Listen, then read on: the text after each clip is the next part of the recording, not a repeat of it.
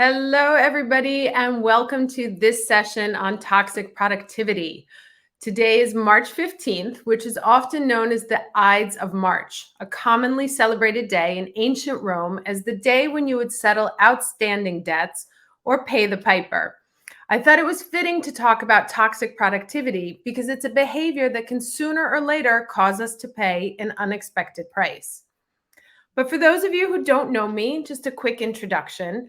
I was a senior creative executive for over 20 years, and for 10 of those years, I led all the advertising, media, and digital teams for Ray-Ban. And actually, I would consider myself as someone who was toxically productive for many years. And it led me to a burnout episode in 2015 when I ended up in the hospital with vision loss. Being in the hospital caused me to go back to school to study the relationship between stress, mood, and the workplace. And as a result, I started my company, Moodally. Moodally uses breakthrough science of mood to help turn managers into leaders capable of generating loyalty and high morale within their teams and with their clients. Through a range of offerings, including keynotes, group management, and executive training, as well as proprietary mood managing app, I teach managers the ins and outs of mood to help them improve their well-being and performance to become the kind of leaders that people stick with. And while we may not be aware of it, mood influences everything that happens in our day. It shapes the way we perceive and interact with the world. It affects how we think, how we feel, how we interact, how many mistakes we make, and how we feel about ourselves. It also affects our ability to pick up important cues from other people, which is crucial to successful relationship management. Mood management is the ability to recognize how you and those around you are feeling and be able to intervene in real time to either improve your mood or get yourself in the mood you need when you need it. Like a muscle, the more you practice mood management, the better you get at it. It's a skill set that, for us as individuals, can improve our mental and physical well-being, our resilience, our emotional intelligence, our performance at work, and help us reduce stress. And for an organization, this skill is key to helping managers become better leaders. Mood conditions everything that happens during the workday, affecting the quality of work, productivity, and interpersonal relationships. When managers are able to master mood management, organizations see better working environments, higher employee morale, and improved client loyalty. And if you head over to Google Scholar, you can find literally millions of articles discussing the impact of mood on our lives at work. I've just taken a small sample here, and you can see the wealth of information that's available on the topic. The impact of mood is well known in the academic community, but hasn't really been shared with the business world where it's actually needed. I'm here to fix that so that you can start using the science of mood to build a better business. So on to today's topic. And first, I'm going to start by depersonalizing the situation, because sometimes with topics like these, if we see ourselves in this description, we can get a little bit defensive and set up a barrier. So today we'll be talking about this person, Sam, of unspecified gender, who is toxically productive. We'll be looking at Sam's behavior and how it affects them and the world around them. Now, what is toxic productivity? Well, I'll start with this quote from an interview I did with British Vogue in September of last year. That toxic productivity is the evil love child of workaholism and overachieving. In more direct terms, it means that everything that Sam does all day long has a goal. If someone asks Sam to go for a walk, Sam might respond, "Why? Where are we going?" Sam may rush through uneventful or obligatory daily actions like eating, commuting, showering, getting dressed, viewing all of them as these black holes of lost time.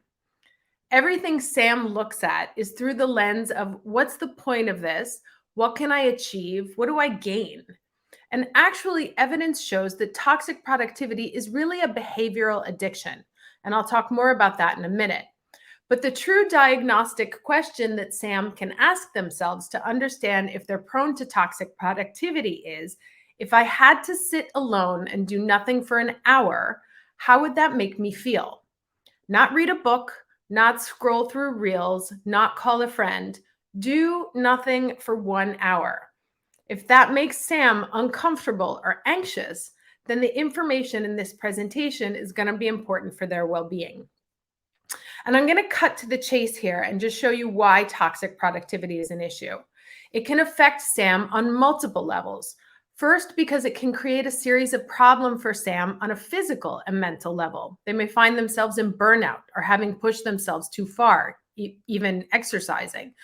It could end up in a surprise hospitalization, as it did in my case, which then puts Sam in a position to have to make some enormous lifestyle changes. It also affects the people around Sam. Usually people who are toxically productive expect the same from their families, friends, and relationships. Sam can be very judgy towards those who aren't as ambitious or productive, which of course makes people around Sam feel alienated and unappreciated. This causes problems in Sam's friendships, problems at home and relationships, and can put heavy expectations on children, which could even lead to divorce or separation, leading once again to having to make major lifestyle changes. And finally, it can create tension in Sam's working environment. If Sam doesn't have a sense of balance, they can push other team members or employees to feel constantly pushed to do and be more. This can cause Sam's coworkers or team to feel a sense of low job satisfaction and can lead to high turnover. In some cases, this may reflect badly on Sam at their place of work, which can, again, lead to important lifestyle adjustments. Now, I mention this up front because it's important to be aware of what toxic productivity can do to us both as individuals, but also as employers, managers, or leaders, to see how these behaviors can create situations that are actually damaging our team's health, their well-being, their performance, and morale. And this is an issue that's actually come up very strongly during this period of the Great Resignation. Now, toxic productivity is a relatively new concept in culture for a couple of reasons. The first is that in order to label something, you have to be able to observe it. And to observe it, it needs to stand out as something that's not in the norm. So why do we suddenly see toxic productivity as a growing topic? Well, let's go back to workaholism, which is actually well studied in science. We all definitely know someone that we would define as a workaholic. And when we think about them, they're probably spending their day either at work or talking about work or doing work. We might have believed that this person would dedicate more time to themselves, the home, and or their family if they didn't have so much work to do, even though this is generally not true. Then the pandemic lockdowns happened. And for many of us, we lost our second space or our place of work, where we would spend around 50% of our waking hours. And we were confined to our homes. Now, what happens when Sam can't go to work? What does an overachiever do when confined to the home? Well, Sam seeks productivity within those four walls. And I actually found this illustration from a woman who said, word for word, that these were the activities that she had purposely invented to help her feel clear-headed and productivity in order to make sense of being stuck at home. And the language she used to describe this actually hints to one of the ways that people like Sam use toxic productivity, and that's as a coping mechanism. By doing, by achieving, by being busy, Sam can calm their nerve centers by taking back a sense of power and control. Sam uses achievement as an emotional response, similar to the way one might smoke a cigarette when stressed or have a drink to combat a bad day. Productivity becomes the way Sam deals with the demons that pop up when silence or stillness falls. During the pandemic, Sam, who uses productivity to feel safe, would have felt twice as bad because they were actually in a situation of danger, and all of Sam's normal outlets were taken away. To understand the anxiety this can provoke, think about being locked in a tiny room with no furniture or windows and no idea where your oxygen can come from. At first, Sam was probably shocked, feeling like the ground had dropped out. Then Sam probably started looking everywhere within the home for something to do. Sam probably took cooking classes, learned a new language, read 50 books, or other extremist productivity sports. And we might ask, well, what's the problem with that? These seem like relatively healthy forms of self-improvement. And while the what may not be the issue, the dysfunction lies in the why Sam is doing it. As I mentioned before, toxic productivity has an element of control to it. Sam has a subconscious thought process that goes, if I do more and if I achieve more, then I'll be safe. Toxic productivity can be more common in people who had difficult childhoods, who were raised in poverty, whose day-to-day life was unpredictable, or who had excessive amounts of responsibility and expectations placed on them at an early age. We can also find it in children who were told from an early age that they had to be special, that they were unique, different, and better than others. It's people who equate doing more with surviving better, to the point that relaxation and not being productive feels risky or dangerous. It feels like failing. The absence of productivity creates fear. And it's probable that at some point in Sam's life, during the foundational years, they will have experienced a situation of fear that led them to conclude that if they could just make enough money, keep busy, win at everything, show the world they're worthy, etc., then they would feel safe and loved. Or perhaps Sam received much needed validation only when they accomplished things. Maybe there was very little parental attention until Sam brought home a good report card and was finally celebrated. Or on the flip side, Sam may have seen the amount of disappointment that bringing home a bad report card caused and never wanted to feel that way again. Therefore, achievement becomes instrumental to Sam obtaining its basic human emotional needs of approval and validation. So people like Sam can also create more for themselves to do because it confirms to themselves and to the others around them that they can. Sam can subconsciously go out of their way to make things more difficult than they have to. So instead of making one birthday cake for the party, Sam makes 3. Instead of letting people participate in organizing, Sam insists on doing everything themselves. This leads to compliments, observations of, how do you do it? Wow, that's amazing. You are a superhero. The excess complications feed the sense of achievement and guaranteed validation because it's more and better than last time. So on top of being a coping mechanism and a fear response, we also have to add to the fact that every time any one of us accomplishes something, even something small, our body gives us a little hit of dopamine. And dopamine is our feel-good neurotransmitter, and it's at the center of most addictive behaviors. Some people overeat to get that feeling of safety and the dopamine high. Some take illegal substances. Believe it or not, productivity involves similar mechanisms. And according to Daniel Lieberman from George Washington University, there are certain behaviors that cause dopamine release that can also get out of control. It can make us obsessed with our work and take us away from having a personal life. And of course, a work-life balance is very important, and dopamine can ruin that balance. But it can also prevent us from getting satisfaction from what we're working so hard for, because it's never enough. And if you've seen some of my other lives or been in one of my courses, you might remember this tricky brain dynamic that can get us into trouble. Any behavior that we repeat, including emotional responses, gets hardwired into our brain to become automatic. So the more Sam is productive, the more being productive comes naturally to Sam, meaning that Sam then needs to do more to feel productive. And finally, we have to remember that with productivity, there is none of the public judgment or shame that we might find in any of the other behavioral addictions. Quite the opposite. Achievement and productivity are actively encouraged by our workplaces and our society. It would be the equivalent of living in a culture that rewarded you for excessive drug use. Our society encourages people to do more, be more, and have more. This means that at no point does Sam believe that what they're doing is unhealthy. And you might remember at the beginning that I said we can't identify something as a problem unless we see it as a problem. And when Sam is surrounded by hustle culture encouragement, toxic productivity is considered a good thing. Now, going back to some of the problems that we looked at earlier, let's take a look at what the scientific research says about it. First, from a point of view of the individual, and then from the point of view of the organization.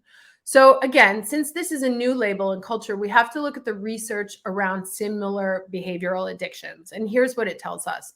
First, perfectionists and workaholics like Sam tend to show poorer health. Sam also tends to have worse moods and less positive feelings towards life. Now, remember, the nature of Sam's problem is that Sam never feels fully achieved. Sam always needs more. Sam is also, because of this, at a greater risk of burnout.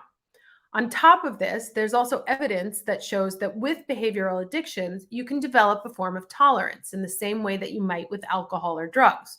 So, as we said before, if Sam made 3 cakes for their birthday last year, this year Sam's going to have to make 4. Sam is always raising the bar because what made Sam feel accomplished before is already old news. Sam can also create a great sense of expectations for the people around them. Sam can be unimpressed by people who are not ambitious and hold others to the same expectations of performance that Sam holds themselves to. In relationships, this can put stress on Sam's domestic partners, and ironically, Sam may create a new pattern of perfectionism in Sam's own children, repeating experiences that maybe caused them to be this way in the first place. Essentially, Sam passes the need for approval onto the next generation, perpetuating an endless and vicious cycle.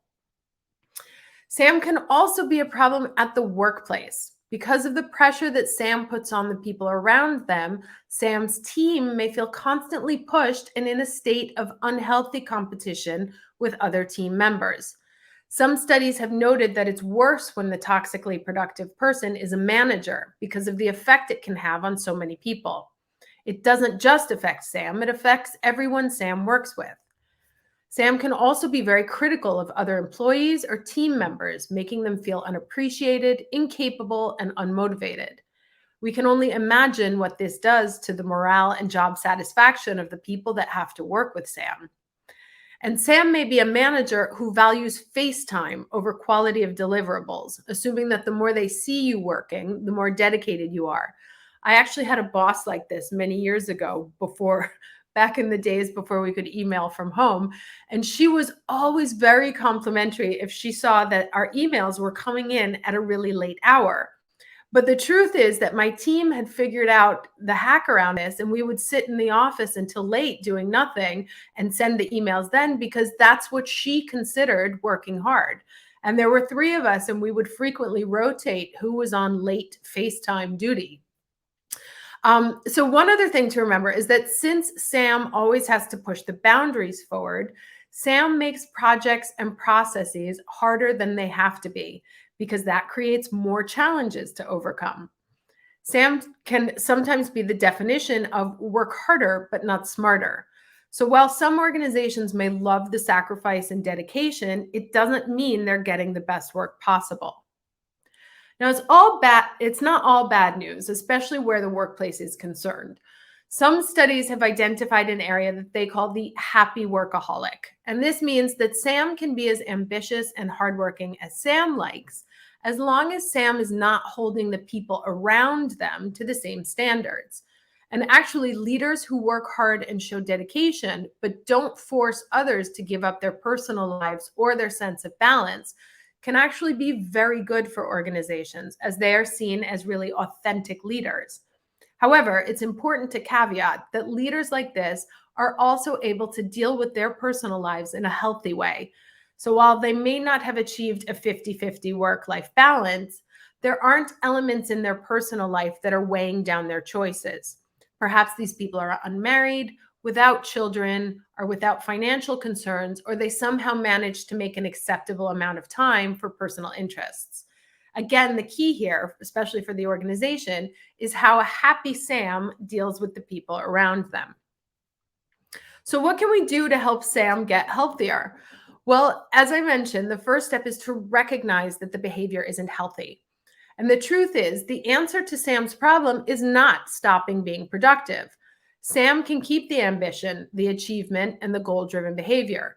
At the very minimum, we want Sam to understand that they would be in a better place if their energy was a little bit more balanced. We don't have to take away the productivity. Rather, we want to introduce other elements that can balance it out. And Sam can actually use their goal system to heal toxic productivity. Sam can do a sit still challenge where every week Sam increases sitting still by 5 minutes until eventually they're able to reach an hour. This sets relaxation up as a productivity win. So Sam can use the system to hack the system. Or Sam can use work as a reward for taking an aimless walk through the park. For a 1 hour lunch in the park with friends, Sam can work for the rest of the day without a sense of guilt. And the more Sam repeats taking time out or getting used to not having always to achieve something, the more it becomes comfortable. Over time, once the habit of balance has set in, Sam will find themselves in a much healthier position inside and out. Now, remember, the feeling of doing nothing is so alien to them that it causes discomfort and fear. So the goal is to get Sam to feel comfortable again, little by little, with unproductive pleasure. And another thing we can do is also to get Sam thinking about or talking about some personal passions. What does Sam love about traveling? What was Sam's favorite trip? What did Sam want to be when they were little? We can use the autobiographical memory to stir up positive feelings from moments in the past. This can help to create a desire to experience those feelings again. So we've come to the end of this session. I hope you found it helpful. But before I say goodbye, I'd like to give you a sneak peek at my next LinkedIn Live, which will be taking place on Monday, April 11th. The topic of leadership has come up a lot recently, some stemming from what's going on in the world, others from conversations that I've had with organizations where there's an incredible need for managers to be recognized as strong leaders from both inside the company and out.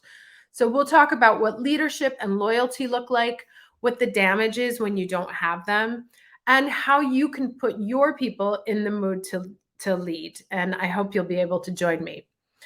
For now, I want to thank you for watching. If you have any questions or comments, or you'd like to know more about how I can help your organization and your managers, please drop me a line at erica@moodally.com or reach out to me right here on LinkedIn. And wishing you a terrific week, and I will see you again in the spring.